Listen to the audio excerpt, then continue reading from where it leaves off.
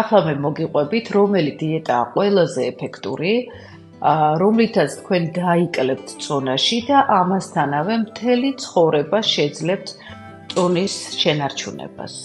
არსებობს უამრავი დიეტა, წიწიბურას დიეტა, მაწვნის დიეტა, ვაშლის დიეტა, ხორცის დიეტა, კეტო დიეტა და კიდევ უამრავი რამ, რაც ალბათ თქვენ გაგიგიათ და ბევრ თქვენთაგანს გაუკეთებია და მართლაც ბევრი მათგანი არის ძალიან ეფექტური თუ მას შეასრულებ.